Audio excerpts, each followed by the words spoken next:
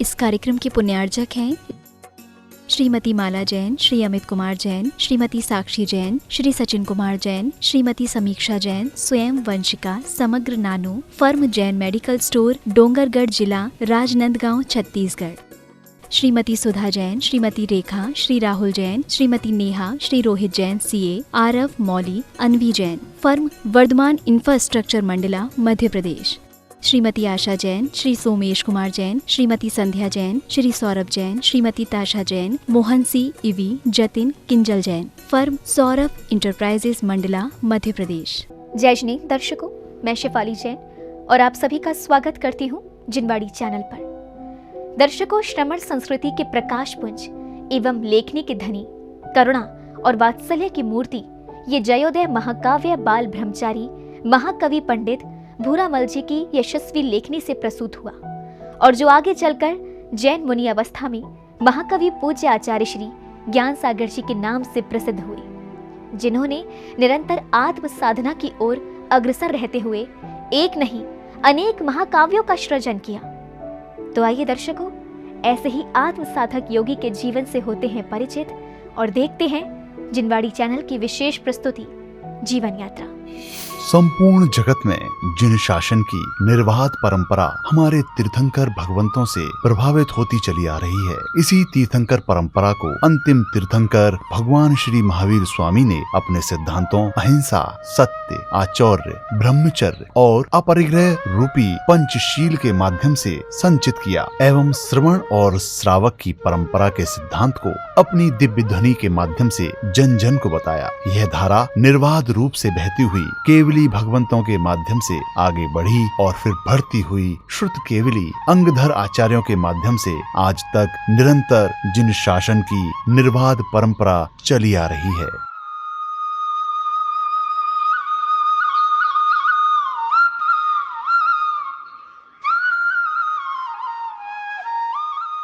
इतना ही नहीं, 20वीं शताब्दी के परम पूज्य आचार्य श्री कुंद कुंद महाराज की चर्या को परम पूज्य आचार्य श्री शांत सागर जी महाराज ने अपने कठोर साधना चर्या के माध्यम से नई दिशा प्रदान की।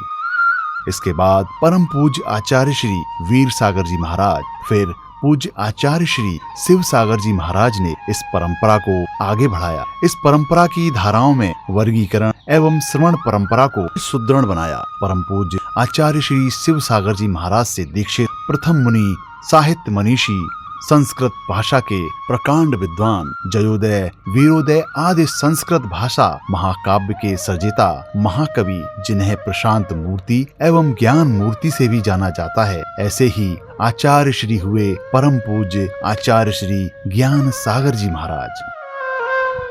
परम पूज्य आचार्य महाकवि ज्ञान सागर जी महाराज महान तपस्वी, बाल ब्रह्मचारी, कवि हृदय, संस्कृत एवं हिंदी में अनेक महाकाव्यों की रचना करने वाले, स्वाध्याय प्रेमी, लेखनी के धनी, करुणा और वात्सल्य की मूर्ति, शांत प्रिय, बहुत विनयशील, संस्कृत के प्रकांड विद्वान थे।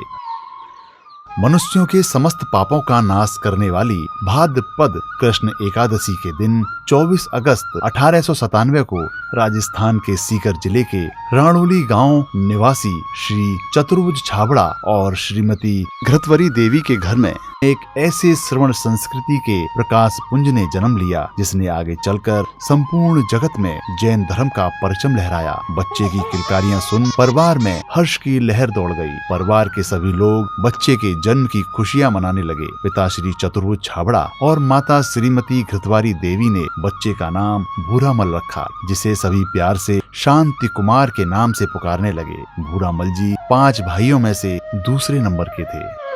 सादा जीवन वाला मध्यम वर्गीय परिवार में भूरामल जी का बचपन गुजरा। बचपन में भूरामल जी बहुत सरल स्वभावी, मधुर वाणी वाले माने जाते थे। इतना ही नहीं, बचपन से ही ये पढ़ाई में सबसे होशियार और ज्यादा से ज्यादा ज्ञान प्राप्त करने वाले रहे।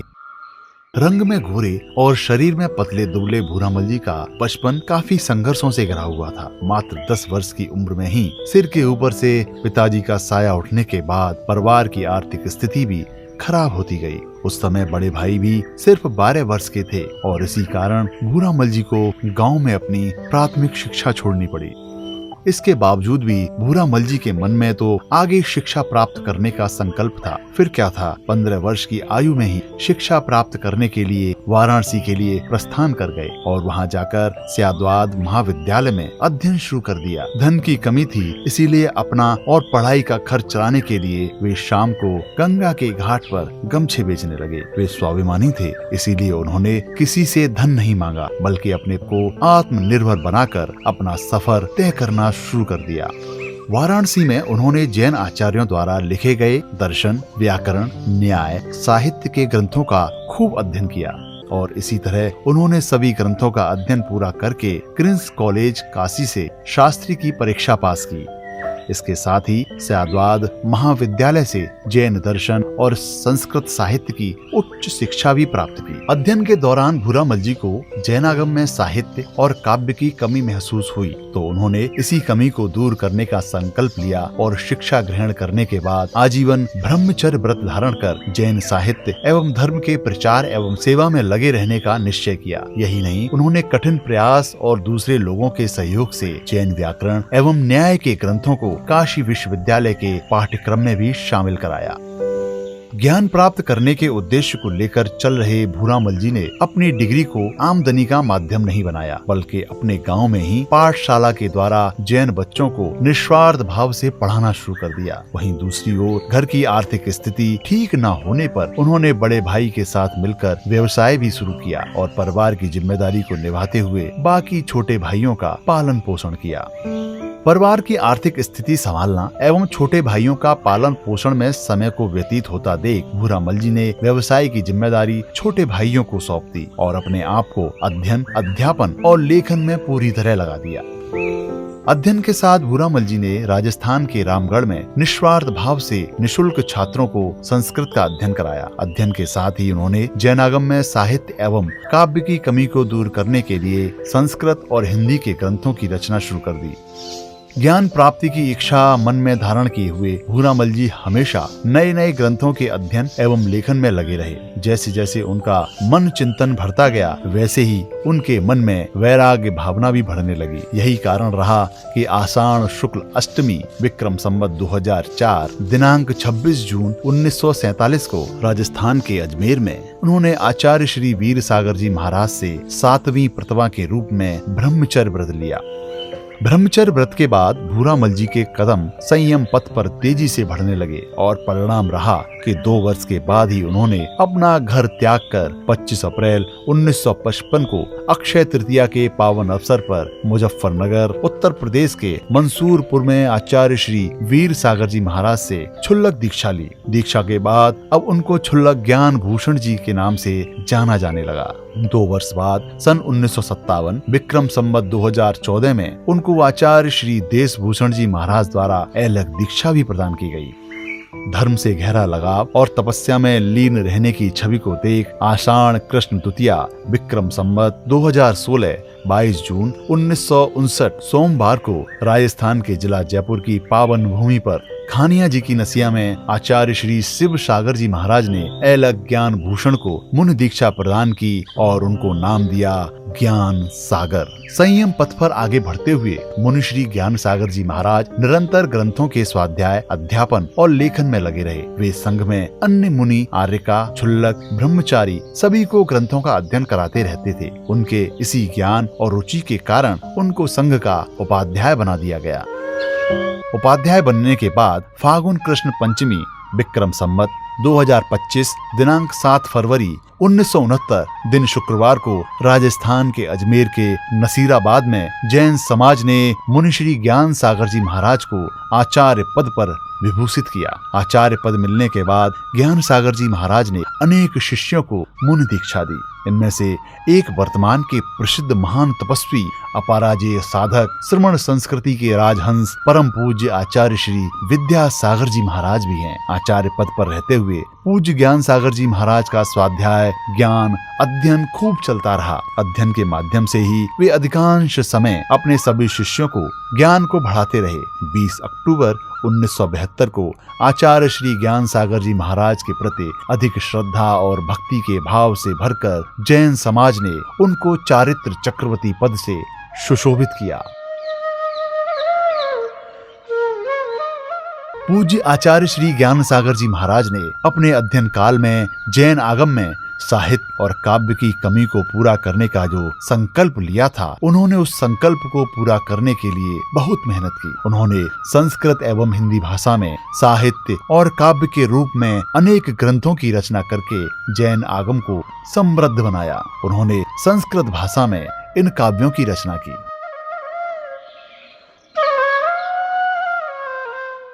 परम पूज्य आचार्य श्री ज्ञान सागर जी महाराज ने हिंदी साहित्य में महाकाव्यों एवं ग्रंथों की रचना की।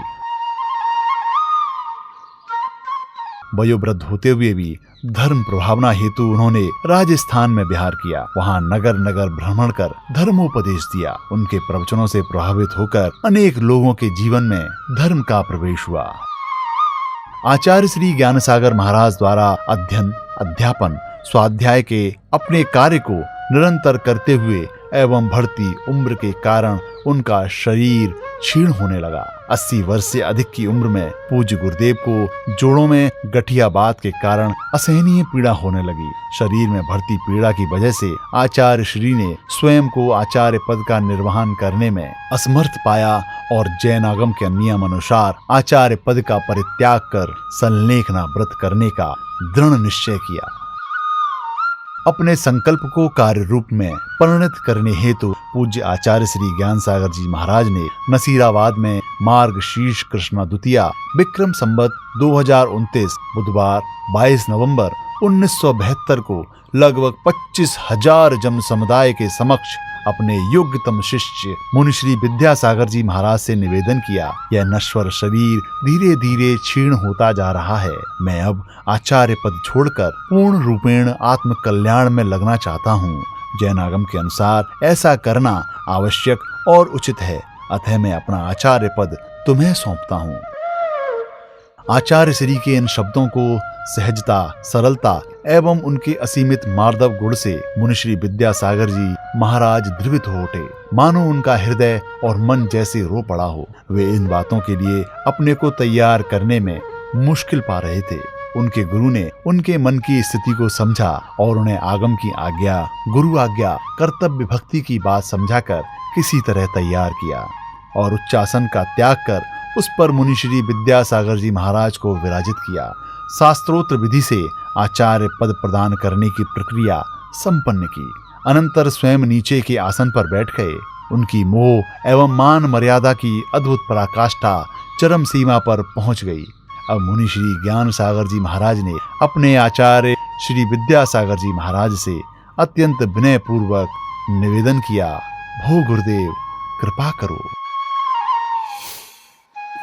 जब से आपके चरणों की स्मृति मुझे प्राप्त हुई, तब से लेकर आज तक वह स्मृति बनी रही। आपका नामोच्चारण बना रहा। प्रभु अब अंतिम समय में आपसे हम कुछ भी प्रार्थना नहीं करते हैं, केवल इस कंठ से वही नामोच्चारण आपका निकलता रहे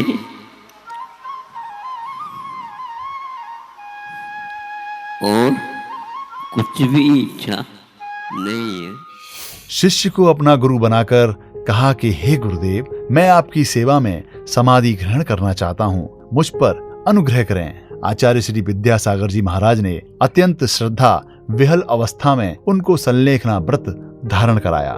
28 मई 1973 को आहार का पूर्ण रूपेण त्याग कर दिया। वे पूर्ण निराकुल होकर समता भाव से तत्व चिंतन करते हुए आत्मरमण में लीन हो गए। आचार्य श्री विद्यासागर जी महाराज, ऐलक सन्मत सागर जी महाराज एवं छुल्लक स्वरूपानंद जी निरंतर अपने पूर्वाचार्य के समीप रहकर तन्मयता एवं तत्परता से सेवा एवं संबोधन में लगे रहते। ज्येष्ठ कृष्णा अमावस्या 1 जून 1973 का दिन समाधि मरण का पाठ चल रहा था। चारों ओर परम शांति थी। ओम नमः सिद्धेभ्या का उच्चारण झंकृत कर रहा था। उसी समय आत्मलीन मुनिश्री ने प्रातः 10:50 पर समता भाव एवं अत्यंत शांत परिणामों के बीच इस नश्वर देह का त्याग कर देवलोक की ओर गमन किया।